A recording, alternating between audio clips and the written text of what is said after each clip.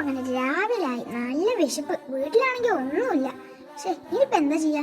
തുണിച്ചേട്ടന്റെ കടയിൽ പോയിട്ട് എന്തെങ്കിലും ബേക്കറി സാധനങ്ങൾ ഉണ്ടോ പോയി നോക്കി നോക്കാം. ഇതെന്തോന്ന്? ഞായറാഴ്ച വരെ കട തുറക്കണ സൂടൻ ചേട്ടനാ, ഇന്ന് കട തുറന്നിട്ടില്ല. ഇതെന്തോന്ന്? അതെന്തെങ്കിലും ആവട്ടെ, ബേക്കറി സാധനങ്ങൾ വാങ്ങാൻ വേറെ ഏതെങ്കിലും കടയിൽ പോയി നോക്കി നോക്കാം. ഇതെന്തോന്ന്? ഇത് സോംബിയാണോ?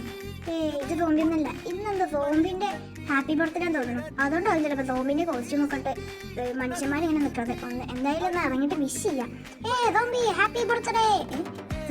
നിനക്ക് വട്ടായോ? എടാ ഇത് സോംബി തന്നെ. എടാ ഓടിക്കോ. അയ്യോ, അത് വെറും സ്വപ്നായിരുന്നു. ഞാൻ ശരിക്കും പേടിച്ചു.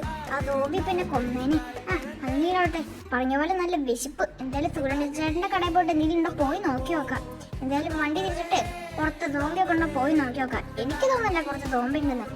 പുറത്ത് ആരും കാണാനല്ല, വെറുതെ സ്വപ്നമായോ.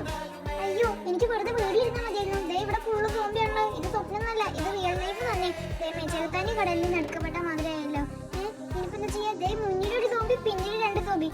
എന്തായാലും എന്റെ കാര്യത്തിലൊന്നും തീരുമാനമായി. പിന്നെ വീഡിയോ ഇഷ്ടമായി ലൈക്ക് ചെയ്ത് സബ്സ്ക്രൈബ് ചെയ്യാൻ മറക്കല്ലേ. എല്ലാവർക്കും ബൈ.